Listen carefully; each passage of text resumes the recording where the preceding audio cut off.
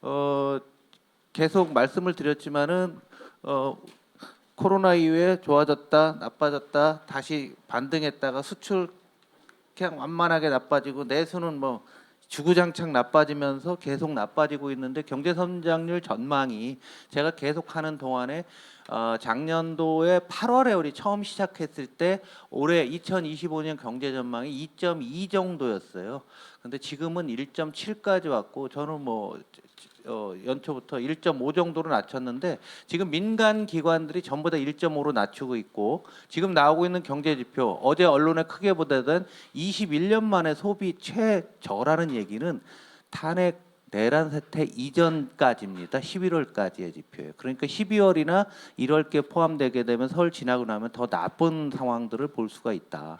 그래서 이 저 탄핵이 경제라는 의미는 뭐냐면 그 이전부터 계속 나빴던 것을 여러분들 지금 논리로서 잘 안 되는 것 같아요. 제가 바깥에서 보기에 왜 탄핵을 해야 되느냐가 경제적인 측면에서 놓고 보면 그 이전에 이미 맛이 갔었는데 탄핵을 안 하게 되고 윤석열이 다시 온다고 해서 이걸 돌릴 수 있느냐 전혀 불가능한 거 아닙니까? 지금 뭐 리더십도 기본적으로 안 되고요. 획기적인 조치를 할 수도 없지 않습니까? 이 시간이 길어지게 되면은 이 부분에 대해서 당 차원에서 여론전에서 상당히 우리가 많이 밀리고 있는 게 사실 아니냐. 일반인들은 그냥 맨날 싸우고 체포하는 것만 쳐다보지만 윤석열이가 다시 컴백했을 때 그럼 우리 경제가 좋아질 거냐라고 물어봤을 때 제가 보기에는 전혀 아니죠. 윤석열이가 큰 정책을 할 수 있겠습니까? 이게 길어지게 되면 지금 추경을 하는데 뭐 지난주에 허영 의원이 20조를 불렀어요. 어찌 됐건 뭐 논란한데 가서 그 공식은 제가 1월에도 지난주에 말씀을 드렸고요. 왜 20조가 돼야 되는지 그래서 그 당시 16조 정도 말씀을 드렸었는데 16, 17인데 조금 더해서 한 20조 정도로 해놨는데 그거는 큰 의미가 없어요. 더 크게 국가를 개조할 수 있는 능력이 있지 않은 다음에는 어렵다는 얘기죠. 이런 과정 중에서 제일 어려운 거 소상공인 자영업자 다 알고 있어요. 그래서 요새 중소기업들, 사회적 약자들이 무너지고 있는 거죠.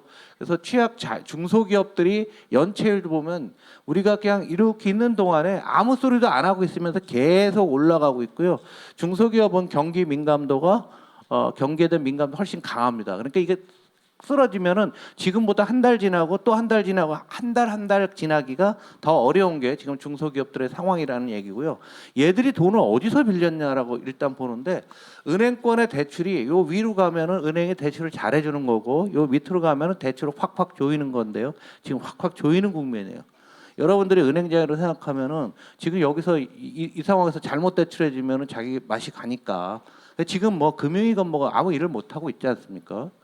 정무위에서 뭐 아까 어떤 분이 정무위 소속 분이 저한테 앞으로 올라갈 종목을 찍어달라고 하는데 그게 중요한 게 아니라 중소기업이 지금 많이 가고 있는데 여기에 대한 대책들을 빨리빨리 해야 되고요. 그 대출이 어디서 있냐면 잘 보시면은 여기 은행권 대출은 가다가 슬슬 10월부터 줄었는데 어디서 넣냐면 시원 이금융권에 새마을금고, 신협, 뭐 저축은행 이런 데서 주로 대출이 늘고 있어요. 그러니까 금리는 상대적으로 높고 이 중소기업들 더 많이 어렵다는 게 바로 확인이 되는 겁니다.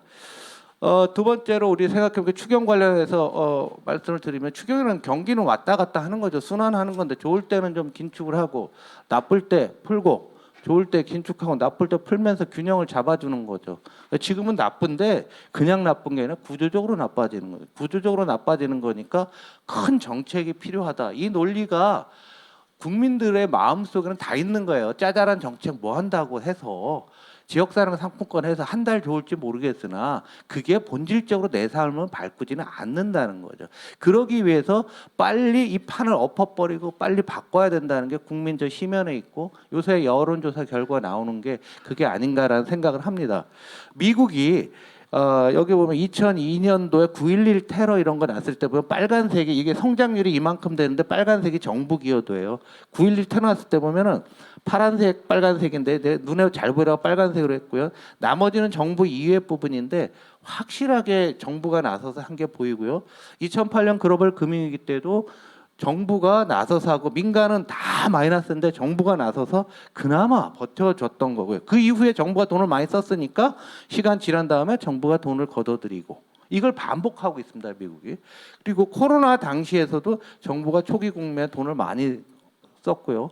그리고 나서 뭐 미국으로 돈이 모이면서 민간이 좋아지고 최근에 이제 이번에 제일 억울한 게 바이든 대통령일 거예요. 바이든 대통령 때 이렇게 정부가 기여를 많이 하고 미국 경제가 너무 좋아서 금리가 지금 5%가 하는 상황이거든요. 우리는 2.8인데 그런데 자기는 대선에서 지고 그랬잖아요. 근데 정부가 어떤 역할을 하느냐에 대해서 지금 굉장히 중요한 시점이다라는 말씀입니다. 몇 번 보여드렸지만 일본이 90년대 초반에 밑으로 가는 게 긴축 정책이고요. 위로 가는 게 돈을 푸는 겁니다. 초반전에 정신 못 차리고서 3년간 긴축했다가 그 이후부터 1993년부터 2025년 제가 보기에는 앞으로도 2, 30년 계속 이게 본색이 뭐냐면 짙은 색이 재정 적자예요. 한 번 흑자를 못 내고 적자로 계속 나오고 있고 노란색은 돈을 막 풀고. 그러니까 초기에 잘해도 한국이 여기 아니에요. 피크 코리아라며. 일본의 피크는 1989년이고요. 우리나라 피크가 2024년이라고 하면은 다르게 보여야 되는 거죠.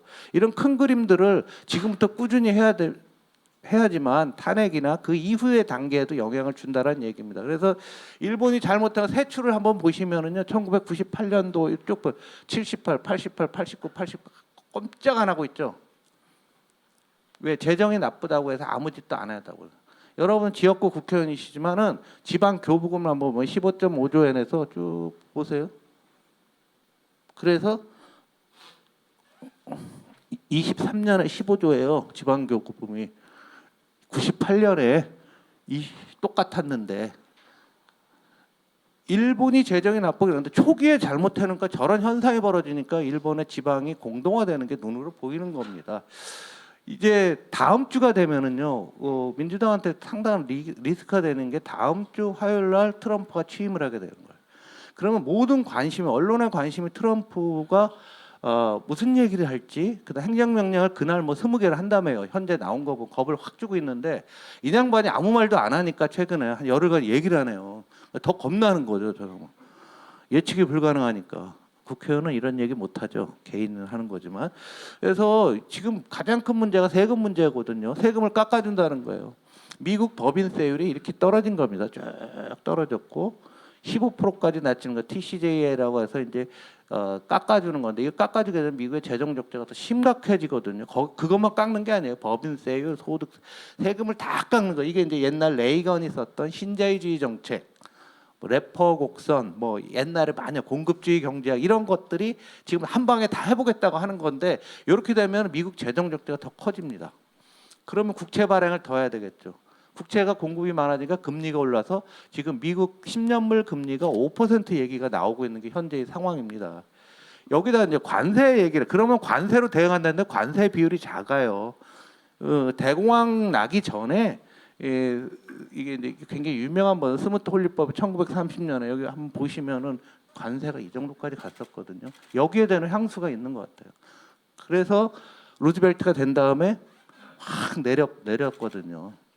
지금 미국이 만약에 이런 사람들이 지금 있는 거죠. 그래서 미국 정부를 요즘 사회과학계에서는 우리가 포퓰리즘이라는 용어를 쓰다가 요즘은 이제 완전히 파시즘으로 바뀌었어요. 사회과학계는. 파시즘이 요 당시에 아주 난리치던 거 아니에요. 그래서 독일은 히틀러를 선택했고 대공황이 오니까 미국은 루즈벨트를 선택했다. 우리한테 굉장히 핵심적인 키워드입니다. 그래서 여러분들 지금 이 상황에서 한국 사회가 파시즘으로 가고 포퓰리즘으로 가고 이런 상황에서 히틀러냐 루즈벨트냐 이 부분에 대한 것들 여러분들이 잘 생각을 해보셔야 될 것 같고요. 히틀러는 지금 된다는 사람이 갇혀 있죠 지금. 그래서 이번에 관세 올리는 거 지난번에도 한번 보여드렸는데요. 대중국 60% 관세하고 다른 나라가 미국에 대해서 보복을 하게 되면은 지금이 문제가 아니라 2, 3년 지나게 되면은 미국 경제가 마이너스 1.2 정도 되는 거죠. 그래서 지금은 공포가 너무 큰 게 아니냐라는 시각도 굉장히 큽니다. 그래서 다음 주에 이게 나오게 되면은 여러분들 좀 시간을 갖고 천천히 좀 봅시다라는 용어를 써야 되는데 저렇게 됐을 때 미국 사람들이 받아들일 수 있겠는가? 그래서 뭐 성장률은 떨어지는데 재정 적자가 나서 채권 발행 많아지고 물가 오르고 그래서 금리가 한 5% 되면은요 미국 사람들이 과연 견딜 수 있을까? 트럼프는 노련한 사람이라서 분명히 이거는 쉽게 받아들이지 못할 것 같아요. 그런데 어찌 됐건 간에 관세를 올린다고 했는데 이거 새로운 자료입니다. 그러니까 이 산업별로 놓게 되면 중국의 60% 하면은 관세가 얼마나 올라가는데 품목별로 쭉 있어요. 오늘 시간이 짧아갖고서 이렇고요. FTA 국가에도 10% 보편 관세를 할 거냐 말 거냐 말은 없어요 지금. 그런데 우리가 FTA 당사자 국가잖아요. 그래서 한 10% 정도를 한다고 보면은 각 품목별로 뭐 신발 뭐 9.4% 올라 이거 품목별로 쭉 나와 있는 겁니다. 그러니까 여러분들이 좀 참조를 해보시면은 거의 모든 산업이 다 걸린다고 보셔야 될 것 같고요. 미국 입장에서 이 빨간색이 어려운 산업이에요. 이 미국이 이제 그 산업별 수입이 많은 나라들의 문제일 거 아니에요. 지금 한국은 빵이죠. FTA에서 빵이란 말이에요. 제로인데 제로인데 한국, 캐나다, 멕시코 이런 나라들은 제로인데 딴 나라들은 조금씩 받고 중국은 이렇게 많이 받고 있는 거죠. 그리고 실질적으로 빵인 나라들이 효과가 더 클 수가 굉장히 위험하게 될 수 있고 산업별로는 이렇습니다. 그래서 여러 번 지역에 있는 핵심 제조업체들이 있으시면 어느 산업에 핵하는가 보면 이게 미국 수출 비중이 미국 입장에서 전체 수입 중에서 화학이라고 하면 한국이 8.5%를 수입하고 있다라는 이런 거거든요. 그래서 색깔이 빨간 산업이 여러 번 지역에 공장이 있으면 이번 설 연휴에 한번 방문해 보셔도 좋지 않을까라는 생각이 들고요. 우리나라 전체에 상당히 나쁘고 GDP는 산업연구원이 했는데 여러 시나리오가 있죠. 그런데 제가 보기에는 아마 이게 제일 맞지 않을까. 멕시코, 캐나다 10%, 중국 60%, 한국 포함 뭐 나머지 FTA 국가 20% 정도 하게 되면은 약 우리나라 GDP 10.6조 정도 든다. 이것도 추경한 이유는 될 거예요. 그래서 이게 그 다음 주 화요일 날 설 앞두고서 트럼프가 취임하면서 이걸 발표할지 안 할지 모르겠는데 제가 할 것 같거든요. 어떤 식으로든지 했을 때 이게 되면은 추경의 또 다른 이유가 원인으로 나오는 겁니다. 그래서 정부에서 좀 준비를 좀 하셨으면 좋겠고요. 그러면 트럼프가 관세 부과하면 다 끝나는 거냐? 그게 아니라 중국이요. 이때 트럼프 일기 때 이제 트럼프가 중국 25% 관세라니까 이게 중국 위안화 환율이에요. 위안화 환율을 굉장히 많이 올렸고요. 그 당시. 그러니까 중국은 싼 거니까 환율이 절하되면은 수출이 잘 되죠. 우리는 자본재나 중간재나 좀 비싼 거라다 보니까 환율과 특별하게 무관해요. 별로 그렇게 물량이 늘지는 않습니다. 그런데 중국은 소비재들이 많으니까 가격이 떨어지지 않겠습니까? 그래서 이렇게 올리고 또 하나는 중국은 그 이후에 수출이 이렇게 줄었는데 다른 나라로 우회를 다 했죠. 그게 멕시코와 캐나다에 우회했던 나라들이. 이런 나라들이 타격이 클 수 있습니다. 그래서 이번에도 중국이 위안화 환율을 절하한다고 지금 굉장히 중요한 포인트에 와 있어요. 1달러당 7.3 위안. 요게 이제 기본적으로 항상 고점이죠. 여기 보시면은 요 정도를 유지해 봤는데 여 위가 우리나라 환율로 따지면 1,500원하고 같다라고 보시면 돼요. 그래서 우리 환율이 지금 가만히 있는 게 트럼프 나와서 위안화 이렇게 올라가면 우리 다 같이 올라가는 거예요. 우리랑 상관없이. 우리 한국 경제는 중국과 연동성이 매우 강한 나라고요. 외국인 투자가들 다 그렇게 보고 있어요. 산업의 연관도도 매우 높기 때문에 이게 같이 올라가게 되면은 또 한 번의 위기가 있는 게 설 연휴 전에 이런 일들이 있을 수도 있다라고 보고 있습니다. 그리고 지금 우습게도 미국 경제는 너무 좋아요.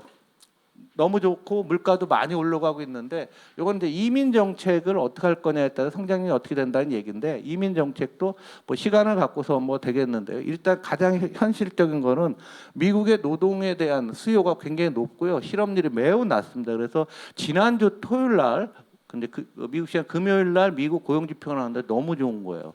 그래서 물가가 더 올라가지 않겠느냐. 물가가 더 많이 올라가니까 금리가 올라갈 수밖에 없는 거죠. 그래서 미국 10년물 금리가 4.8이 됐어요. 일주일 사이에 또 올랐습니다.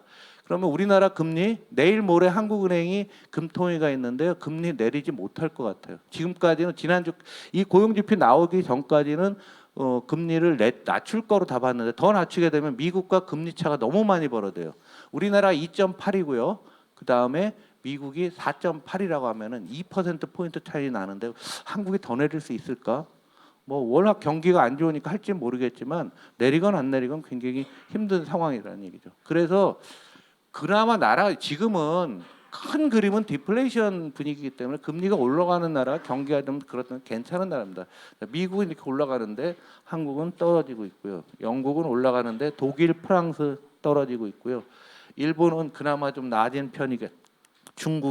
중국이란 나라가 연 5% 성장하는 나라 10년 국채가 1.6까지 떨어져 있습니다.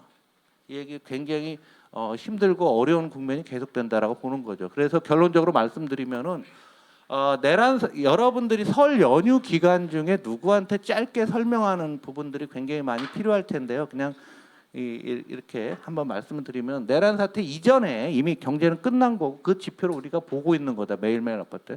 두 번째, 트럼프 정부의 거센 공격이 시작되는데 다음 주 화요일 정도부터 일반인들이 알게 된다. 근데 우리가 시간적으로 굉장히 절묘한 게요. 21일 다음에 그 다음 주에 바로 설 연휴잖아요. 중국도 춘절 연휴 얘네 열흘씩 쉬거든요. 그리고 그러다 보니까 한국이 뭐 대비할 상황도 없어요. 그래서 지금부터 또 다른 어떤 위기가 오고 있는 거고요. 이러니까 중국이나 유럽도 경기 부양책을 세게 하고 있고 이 과정 우리가 많이 거듭 정치적인 이슈 이거는 다 글로벌 이슈들이 하는 동안에 사회적 약자들은 더 어려워지고 있고 그래서 물가 환율 금리는 당분간 내려오기 어렵다. 현 상태 유지되는데 너 버틸 수 있니? 이 부분에 대한 게 굉장히 중요한 것 같고요. 올해 경제 성장이 1% 중반으로 낮아지고 있다. 그래서 큰 판을 뒤집으려고 하면 이 정도 갖고서는 안 되고 거대한 정책이 필요한데 지금 탄핵 국면에서는 그런 정책을 실행할 수도 없고 윤석열이 복귀해도 그런 정책 할 방법이 없고 지지가 없는데 어떻게 가능하냐 이거죠. 그래서 굉장히 어려우니까 하여간 빠르게 합시다라는 얘기입니다. 제가 좀 말이 좀 길었던 것 같아요. 저는 여기서 마치고 김현철 교수님 말씀 듣겠습니다. 감사합니다.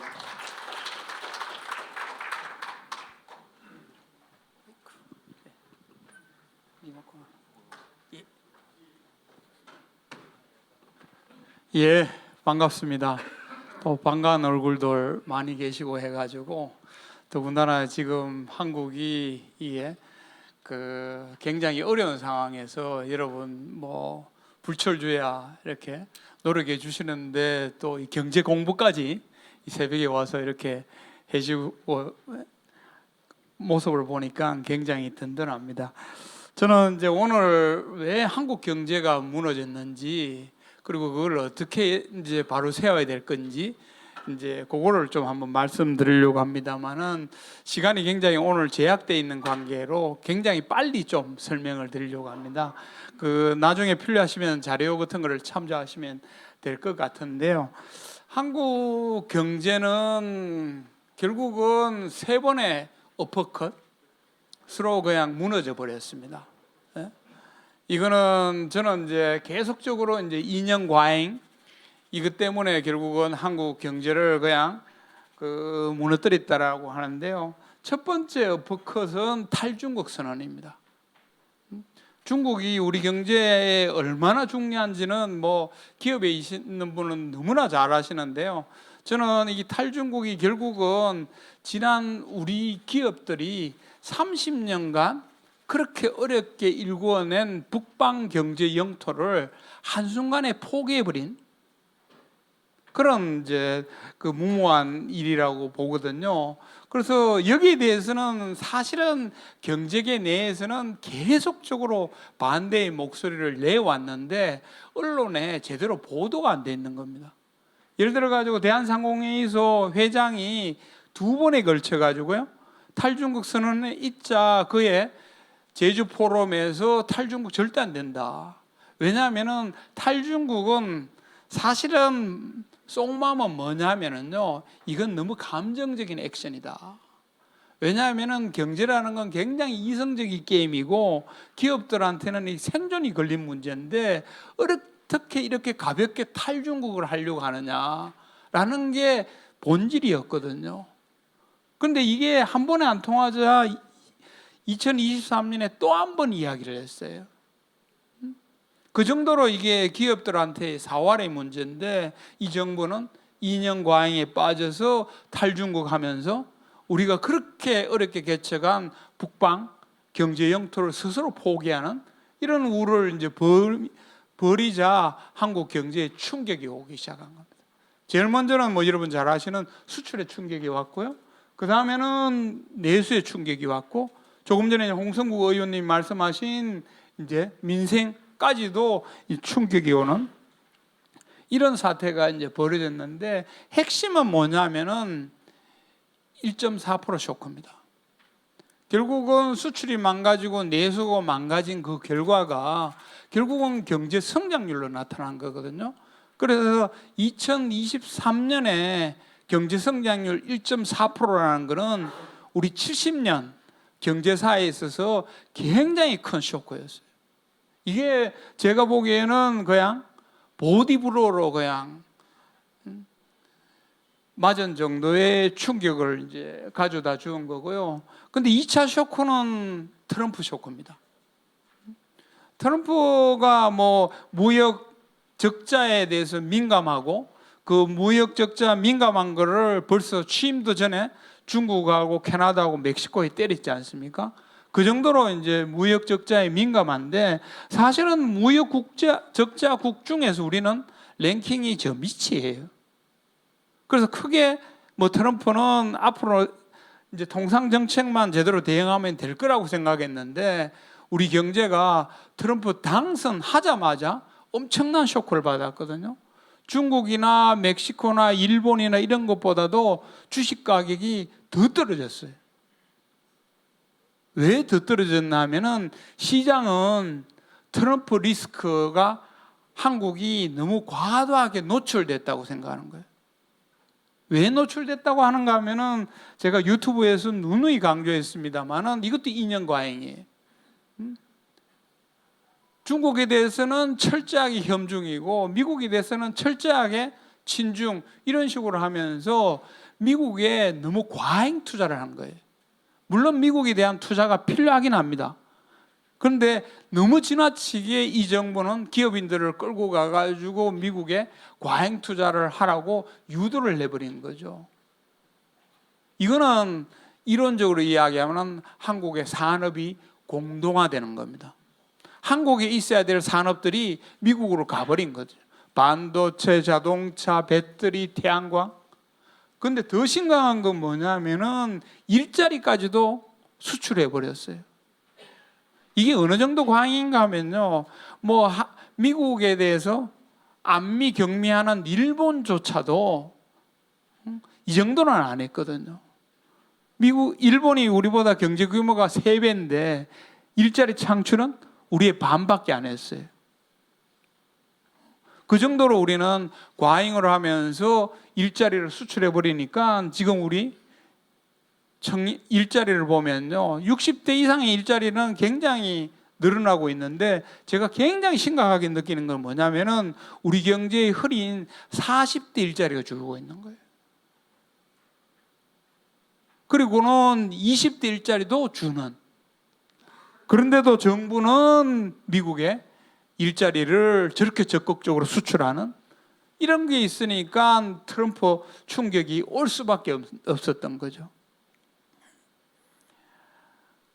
그래서 이 트럼프가 당선되자마자 한국은행이 급히 올해하고 내년 경제 성장률을 수정을 했어요.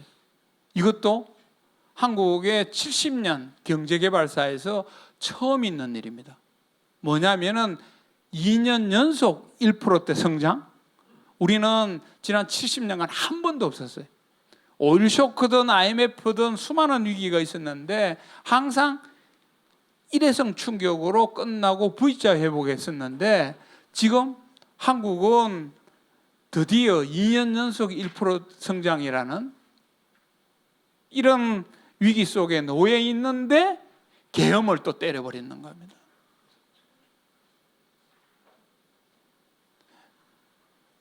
이거는 뭐 저는 말도 안 되는 일이라고 하는데요. 근데 저는 이제 일본 전문가이기 때문에 하나 말씀드리려고 하는 건 뭐냐면은 이 미국의 하버드의 케네디 스쿨을 창조한 사람이 뉴스타트라는 학장입니다. 이 사람이 이제 그 루즈벨트부터 레이건까지 대통령학의 최고의 권위자인데요. 이 사람이 뭐라고 이야기했는가 하면은 대통령의 최고의 업의 본질은 설득업이라고 했어요. 설득업. 야당도 설득하고 국회도 국민도 설득하고 시민단체도 설득하는 설득업이라고 했는데 이분은 야당 대표를 제가 알기로는 한 번 만났습니다.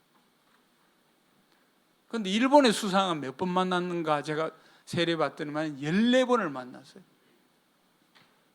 이거는 대통령의 업을 포기한 대통령이에요. 그런데 이분이 안타깝게도 단순히 일시적으로 한국 경제를 디스트럭트한 게 아니고요. 저는 계속 강조하는 게 이제 포버스에 나오는 윌리엄 패색 이 기사를 우리가 굉장히 많이 제가 소개를 한 이유가 뭐냐면은 윌리엄 패색이요, 일본에서 활동하고 있는 최고의 일본 저성장 경제 전문가예요. 이 사람이 두 가지를 이야기했습니다. 윤석열의 계엄은 한국의 GDP를 킬했다는 거예요. 날려버렸다는 거예요. 두 번째는 뭐냐면 이런 식으로 GDP를 날려버리면요, 일본처럼 장기 저성장으로 들어갈 거라고 그랬어요. 그렇게 장기 저성장으로 들어가면은 한국 5천만 국민들이 두고두고 이거를 갚아야 되는 그런 어려운 지경으로 갈 거라고 이 사람이 이야기한 겁니다. 그래서 이 세 번의 이 충격으로 무너뜨린 이 한국의 경제는 그러면 어떻게 바로 세울 것인가? 뭐 다양한 대책을 이야기했습니다만 가장 중요한 건 뭐냐면은 이 세 번의 충격을 빨리 회복시키는 거예요. 첫 번째 쇼크는 뭐냐면은 아까 말씀드린 것처럼 우리 스스로 북방 경제 영토를 버렸어요. 이거 회복해야 되죠. 그런데 벌써 기업들은 움직이고 있습니다.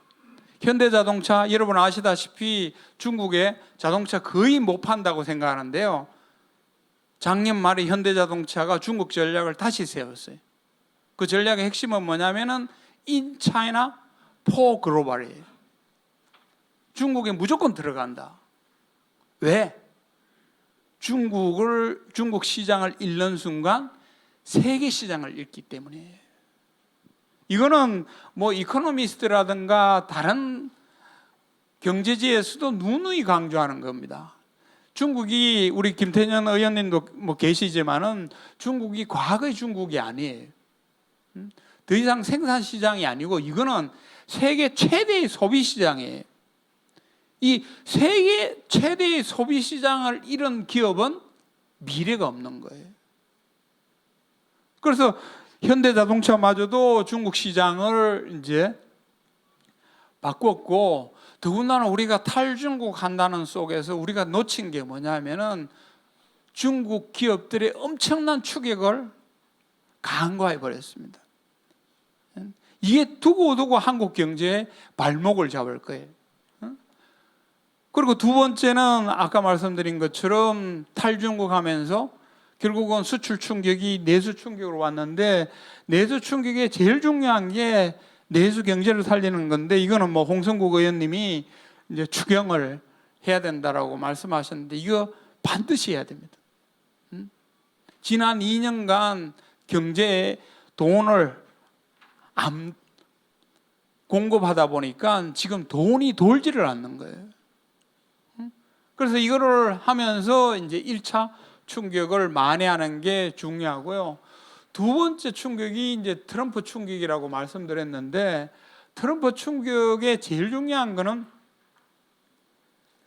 이번에 여야정 대책반 만들었습니다만, 저는 국회라도 일단은 미국 가고 중국 가고 해외를 가면서 일단 의원 외교를 풀가동해야 된다고 봅니다. 그리고 트럼프가 이제 20일 취임하게 되면 엄청난 통상정책에 충격을 줄 텐데요. 근데 그거는 우리가 벌써 일기를 경험해 봤습니다. 저도 트럼프하고 협상을 해 봤는데요. 차라리 바이든보다는 트럼프가 훨씬 더 하기 좋아요.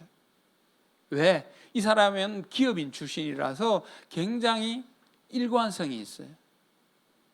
그런데 바이든은 지난 우리 보면은요, 아주 외교의 이 달인처럼 낡고 따라가지고 아주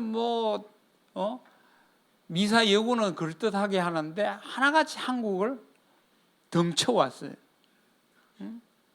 아니, 저는 확실하게 이야기할 수 있습니다. 왜냐하면은 트럼프 중간 선거예요. 우리나라에 일본보다 한국을 먼저 방문해서 52조를 덩쳐갔어요. 그리고 대선 때는 아까 말씀드린 것처럼 133조를 덩쳐서 그걸 가지고 자기 경제 치적으로 했는데 그게 안 통한 거였거든요. 그래서 앞으로 있을 이런 신통상 정책도 이제 대비를 해야 되는데 더 크게 저는 민주당이 글로벌 경제 전략을 내놔야 된다고 봅니다. 문재인 때는 신남방 정책, 신북방 정책 이런 걸 해가지고 미중 패권의 틈바구니에서 우리가 어떻게 활로를 모색해야 되는가 그걸 대안을 내놨는데요. 지금 민주당은 물론 뭐 원체 급박하고 돌아가고 있으니까 그런데 그래도 다음 대선에서 이기기 위해서는 우리의 글로벌 경제 전략은 이거다라고 내줘야 되는 거예요. 이게 이제 두 번째 쇼크에 대한 대응책이고요. 세 번째 충격은 계엄은 이 탄핵은 경제다라는 그 슬로건이 저는 굉장히 맞는데요. 경제가 제일 싫어하는 건 불확실성입니다. 누구든 있으면은 안심하고 경제를 운영할 수가 있는데요. 왜냐하면 그 정도는 기업들은 다 읽어낼 수 있는 능력이 있거든요. 근데 지금 이 상태는 투자를 할 수도 없고 어느 장단에 맞춰야 될지 그러다 보니까 기업들이 올 스톱 돼버리는 거예요. 그래서 경제를 위해서는요, 이 탄핵 정국을 최소화시켜줘야 됩니다. 이게 여러분이 지금 앞에 놓여 있는 가장 큰 일이고요. 두 번째는 이제 이런 식으로 대통령 스스로가 한국을 장기 저성장으로 끌고 가고 있어요. 저처럼 일본의 이게 장기 저성장을 연구하는 학자들한테 제일 소원이 뭐냐고 물어본다면요, 일본처럼 안 되는 게 이게 필생의 소원이에요.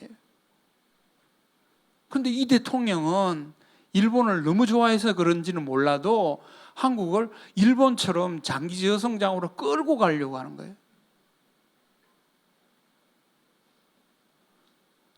그래서 이걸 어떻게 이제 회복하느냐라는 게 제일 중요한데요. 물론 신속히 북방 영토도 회복하고 추경도 해야 되지만은 제일 중요한 거는 1%대로 무너져 가고 있는 한국 경제를 2%로 회복시켜야 됩니다. 이 1%하고 2%는 뭐 1% 차이밖에 안 보이지만은요, 아닙니다. 천냥지차입니다. 숫자 그대로 2배예요.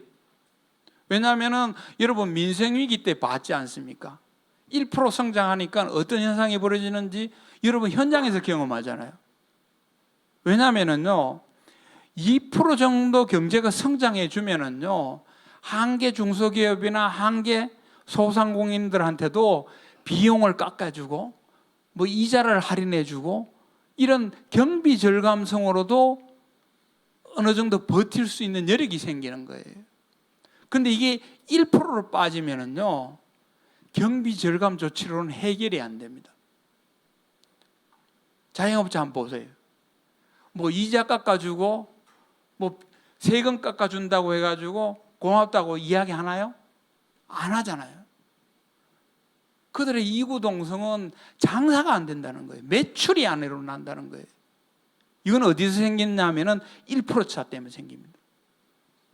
2% 정도 경제가 성장해 주면은 이게 굉장히 안정적인 성장이에요. 안정성장. 이걸 가지고 저성장이라고 아무도 이야기하지 않습니다. 근데 1%는 이건 저성장이에요.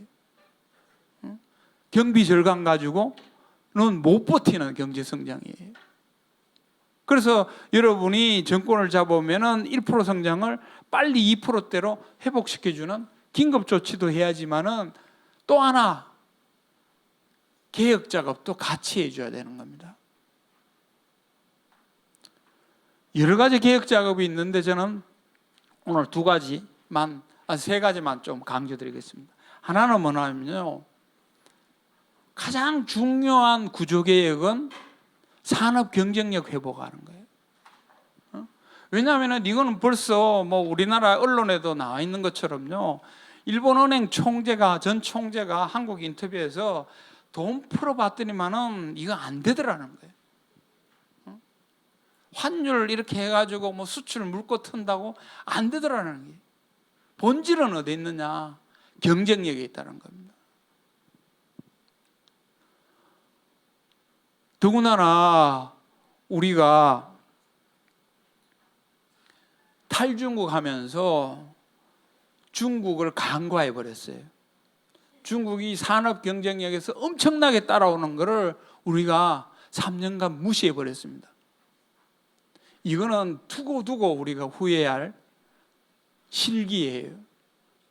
그래서 산업 경쟁력을 어떻든 회복해서 일본처럼 장기 저성장으로 빠져들가지 않도록 해줘야 되는데 이 경쟁력에는요 대기업의 산업 경쟁력만 아닙니다.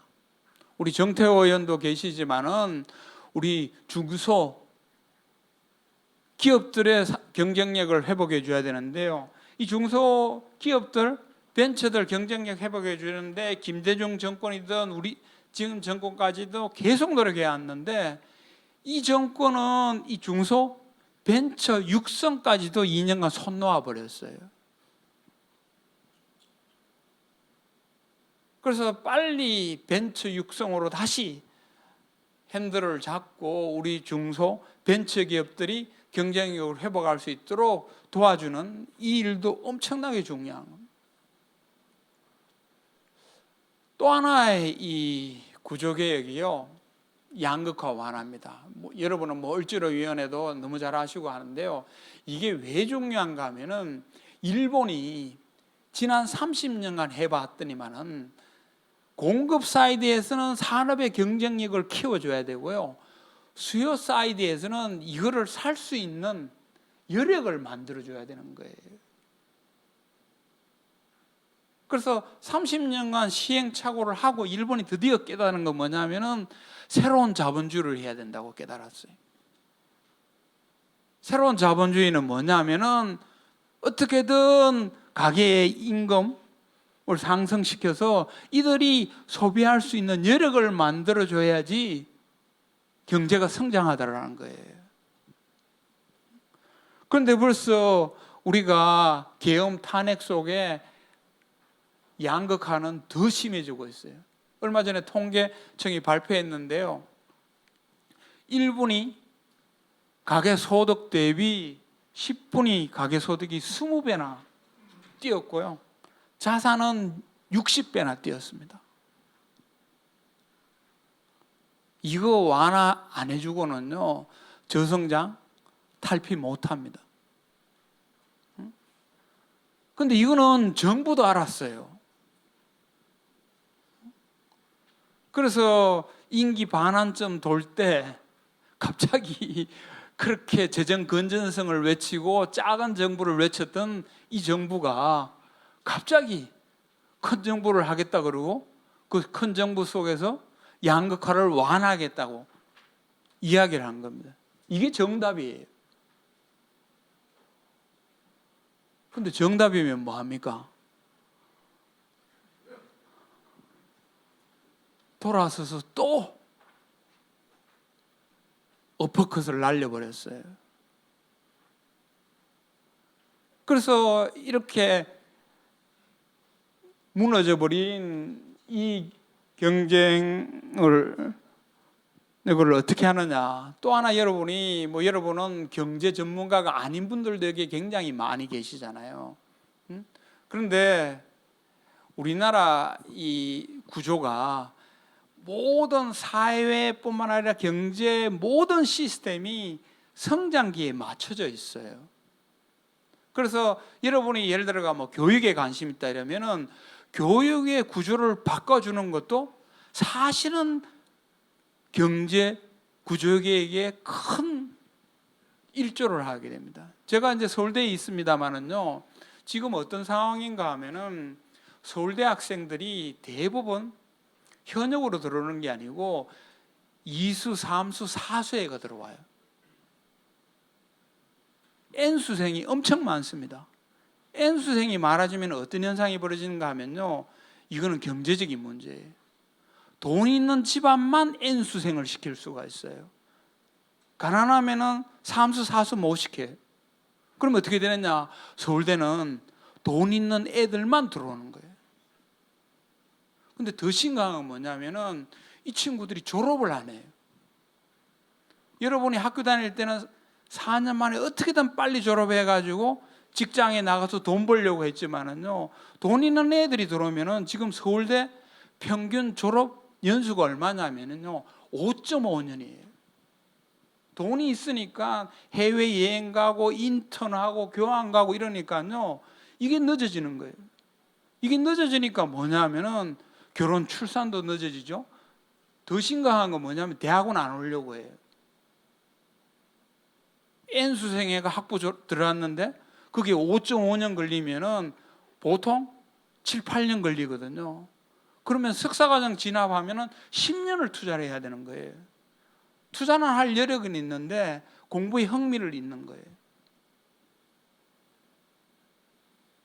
그러니까 누가 AI 전공하고 공학 전공하고 생명공학 전공하고 이제 안 하려고 하는 거예요.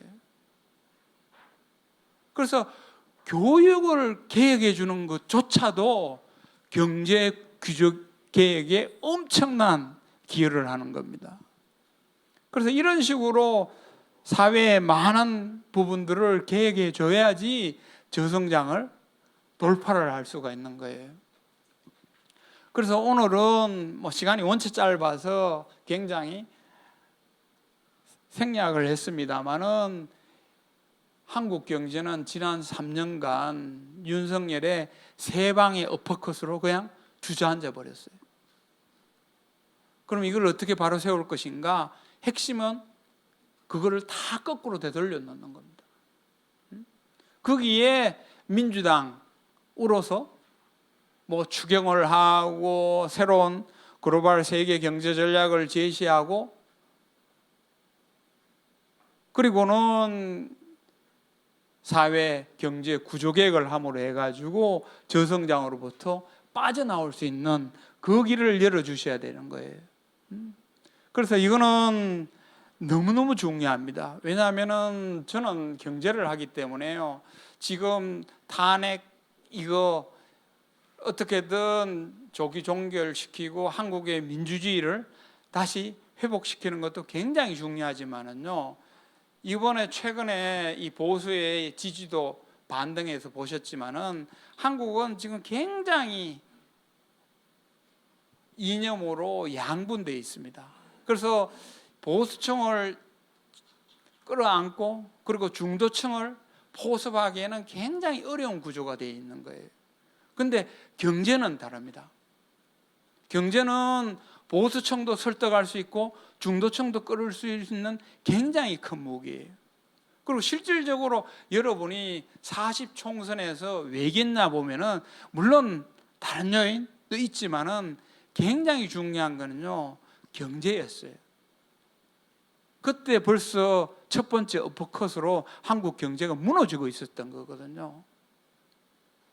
그리고 다음 조기 대선도 저는 경제 이슈가 굉장히 중요하다고 봅니다. 그래서 수권 정당으로서 여러분들이 경제 이슈를 계속 띄우고 주도함으로 해가지고 충분히 이런 위기를 극복할 수 있는 능력이 민주당에게 있다라는 걸 보여주셔야지 저는 중도층이든 일부 보수층이든 안심하고 민주당을 지지해 줄 것 같습니다. 그래서 오늘은 굉장히 짧은 시간이었지만은 한국 경제가 어떻게 무너졌고 그걸 어떻게 바로 세워야 될 건가 그런 걸 말씀드렸습니다만은 뭐 기타 뭐 유튜브라든가 아니면은 제 책에서 여러 가지 대안을 내놨기 때문에 혹시 시간이 있으신 분들은 이런 부분을 참조했으면 합니다. 자, 이상 제 강의 마치도록 하겠습니다. 감사합니다.